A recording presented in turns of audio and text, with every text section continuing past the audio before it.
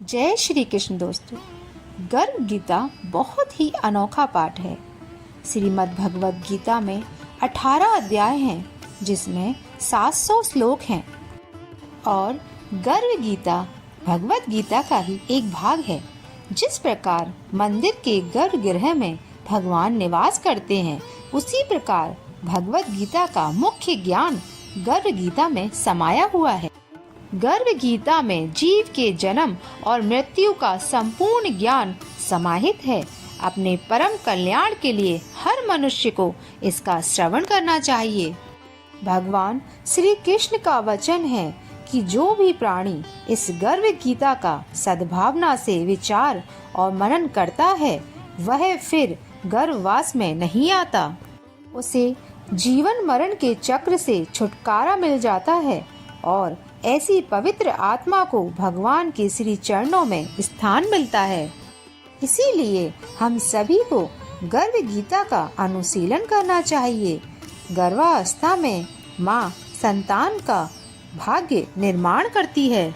इसलिए यह मान्यता भी है कि जो गर्भवती स्त्री गर्भ गीता का नित्य श्रवण करके सही चिंतन और मनन के द्वारा अपनाती है, वह गर्भ अवस्था के दौरान आने वाली विभिन्न समस्याओं और अड़चनों को आसानी से पार कर जाती है। उसका गर्भस्थ शिशु श्रेष्ठ बुद्धि, श्रेष्ठ आचरण और शुभ संस्कार ग्रहण करता है। जन्म लेने के बाद वह आदर्श जीवन व्यतीत करता है। इस प्रकार गर्भावस्था के दौरान गर्भ गीता को रोज पढ़ने या सुनने से एक श्रेष्ठ और संस्कारी संतान की प्राप्ति होती है। आइए मित्रों, इस मुख्य ग्रंथ का पाठ श्रद्धा पूर्वक प्रारंभ करते हैं। गर्भ गीता भगवान श्री कृष्ण और धनुधर अर्जुन के मध्य एक ऐसा दिव्य संवाद है, जिसमें अर्जुन उत्सुकता पूर्वक भगवान श्री कृष्ण से प्रश्न पूछते हैं और भगवान श्री कृष्ण संपूर्ण सृष्टि के प्राणी मात्र के कल्याण हेतु अर्जुन के सभी प्रश्नों का उत्तर देकर उनकी जिज्ञासा को शांत करते हैं। अर्जुन पूछते हैं, हे मधुसूदन, कृपया आप मुझे ये बताएं कि प्राणी जब गर्भ योनि में आता है तो वह अपने किस गुण दोष के कारण आता है। प्राणी जन्म से पहले गर्भ में कष्ट पाता है और जन्म के समय भी असहनीय पीड़ा पाता है। उसे बुढ़ापे में अनेक रोग हो जाते हैं और उसकी मृत्यु हो जाती है। अतः हे भगवान, कृपा करके मुझे यह बताएं कि वो कौन से कार्य हैं जिससे मनुष्य जन्म मृत्यु के दुखों से बच सकता है। श्री कृष्ण बोले, हे अर्जुन, बंधन तो उन प्राणियों की नियति है जो संसार में क्रियान्वित रहते हैं। जो प्राणी संसार में नष्ट होने वाले पदार्थों से प्रेम करते हैं, वे संसार की नश्वर वस्तुओं की इच्छा रखते हैं। यह पदार्थ मैंने पाया है और यह मैं पाऊंगा, ऐसी चिंता इस प्राणी के मन से उतरती ही नहीं है। आठों पहर वह माया को ही मांगता है। इस मृत्यु लोक में जन्म लेने के पश्चात प्रत्येक जीवात्मा इस संसार की माया से प्रेरित होकर भौतिक संसाधनों के बंधनों में बंध जाती है। वह अपना मुख्य उद्देश्य, जो कि सिर्फ ईश्वर की प्राप्ति है, उसे भूलकर परिवार, पुत्र, पुत्री, सगे संबंधी आदि के मोह में फंसकर रह जाती है। जन्म से लेकर मृत्यु पर्यंत तक इन सभी में फंसे होने के बाद जब जीव का अंतिम समय आता है, तो वह अपनी अधूरी इच्छाओं के बारे में ही सोचते हैं। ऐसा इस कारण होता है कि मानव जाति कभी संतुष्ट नहीं होती। उसे सदैव ही कुछ और की चाहत बनी रहती है। यही कारण है कि मनुष्य बार बार जन्म लेता है और बार बार मरता रहता है तथा यह चक्र निरंतर चलता रहता है। मनुष्य संसार की दौलत पाने की तो कामना करता है, परंतु भगवान की भक्ति से विमुक्त हो जाता है। इसलिए वह बार बार जीवन मरण और गर्व के दुख को भोगता है। अर्जुन कहते हैं, हे माधव, संसार की मोह माया से मुक्ति पाना तो बहुत कठिन है। बड़े बड़े ऋषि मुनि भी इसे पार नहीं पा सके, तो साधारण मनुष्य की तो बात ही क्या है। काम, क्रोध, लोभ, मोह, अहंकार, ये 5 ऐसे शत्रु हैं जिससे मानव दिन रात जूझता रहता है। कृपया करके यह बताएं कि इन सब से छुटकारा पाकर मनुष्य कैसे अपने आप को प्रभु की भक्ति की ओर मोड़ सकता है, क्योंकि यह मन तो मत मस्त हाथी की भांति है, टिक कर नहीं रहता। इसकी गति वायु के वेग से भी अधिक तीव्र है। हे जनार्दन, इस मत मस्त हाथी को कैसे वश में किया जाए, अर्थात मनुष्य को कौन से प्रयत्न करने चाहिए जिससे मन को भक्ति में लगाया जा सके। भगवान श्री कृष्ण कहते हैं, हे अर्जुन, ये मन निश्चय ही हाथी की भांति है और तृष्णा इसकी शक्ति है। मन इंद्रियों के वश में रहता है। जिस प्रकार मस्त हाथी को वश में करने के लिए महावत अंकुश का प्रयोग करता है, उसी प्रकार मन को काबू में करने के लिए ज्ञान रूप अंकुश का प्रयोग आवश्यक है। भक्ति और ज्ञान अभ्यास करने पर ही प्राप्त होते हैं। अर्जुन ने पूछा, हे जनार्दन, प्राणी आपकी भक्ति करने के लिए वन जंगलों में जाकर रमते हैं और कुछ सांसारिक मोह माया छोड़कर जगह जगह भटकते फिरते हैं। अतः हे प्रभु, इस बारे में कैसे पता चले कि आपकी भक्ति किस प्रकार प्राप्त हो। श्री कृष्ण कहते हैं, हे अर्जुन, जो प्राणी मुझे खोजने के लिए जंगलों में फिरते हैं वे सन्यासी व वैरागी कहलाते हैं। वे सर पर जटा बांधते हैं तथा भस्म लगाते हैं, लेकिन फिर भी वह मेरे दर्शन नहीं कर पाते, क्योंकि उनमें भक्ति व प्रेम नहीं है। वे अहंकार में डूबे हुए हैं तथा वैराग्य का अहम तो मेरी भक्ति पाने में बाधा डालता है। शुद्ध मन से भक्ति करने वाले सतत अभ्यासी जो काम, क्रोध, मोह, लोभ और अहंकार से परे हैं, मैं उन्हें ही दर्शन देता हूँ। अर्जुन पूछते हैं, हे मधुसूदन, मनुष्य इन 5 विकारों से ग्रस्त होकर अपने सांसारिक जीवन को नष्ट कर लेता है। हे माधव, वह कौन सा पाप है जिसके कारण किसी की पत्नी की मृत्यु अल्प आयु में ही हो जाती है, पिता के जीवित रहते हुए पुत्र को मृत्यु आ जाती है, और किस पाप के कारण व्यक्ति नपुंसक हो जाता है। भगवान बोले, हे अर्जुन, जो व्यक्ति किसी से कर्ज लेकर उसे चुकाता नहीं है, वह इस पाप कर्म से अपनी पत्नी को खो देता है। उसी प्रकार जो किसी की अमानत को नहीं लौटाता, उसके पुत्र मर जाते हैं। जो किसी व्यक्ति को सहायता करने का वचन देकर भी समय पर उसकी सहायता नहीं करता, वह नपुंसक हो जाता है। ये सभी भयंकर पाप हैं। अर्जुन ने फिर पूछा, हे माधव, मनुष्य किस पाप के कारण हमेशा रोगी रहता है और किस पाप के कारण बोझा ढोने वाले गधे का जन्म पाता है? मनुष्य किस कुकर्म के फलस्वरूप जघन्य पशु बनता है?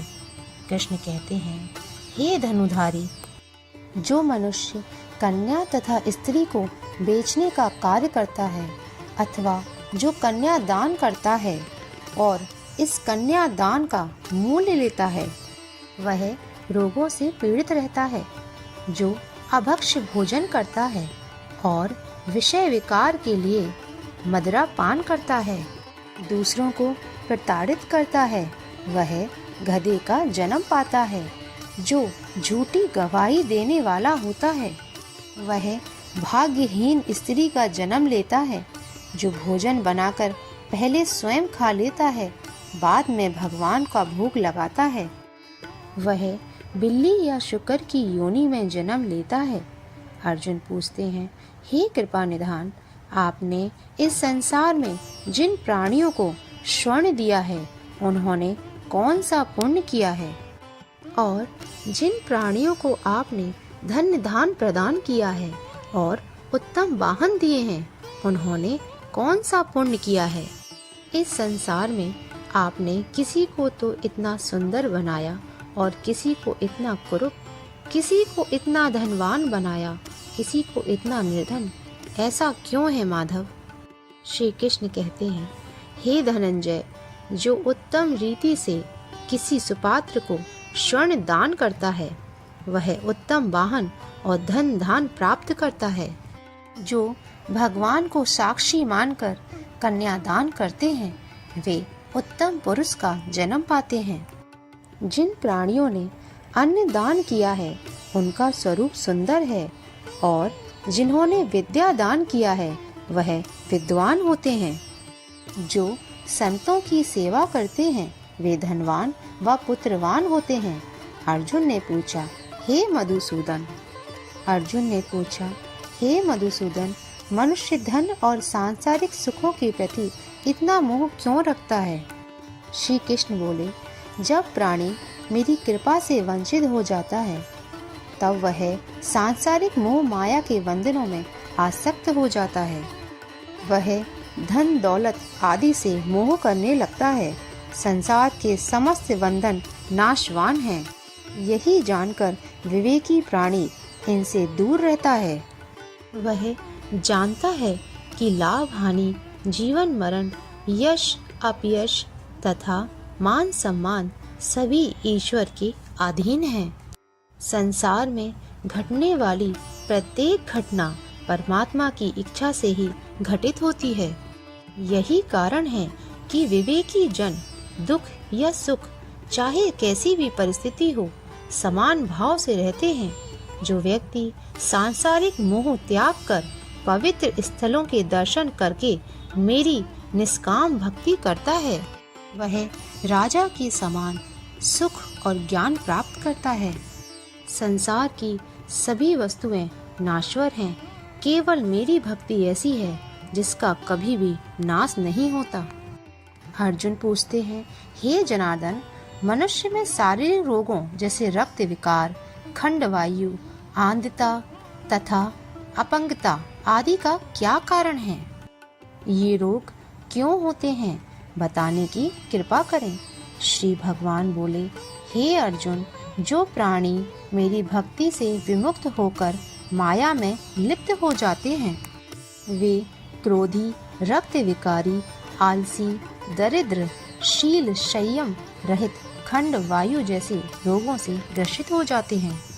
जो स्त्री अपने पतिव्रत धर्म का पालन नहीं करती वह संयम रहित ज्योतिहीनता जैसे विचारों से ग्रस्त रहती है। अर्जुन पूछते हैं, हे मधुसूदन, कृपा करके गुरु की दीक्षा के बारे में भी कुछ बताने का कष्ट करें। मुझे गुरु की महिमा के बारे में भी बताएं।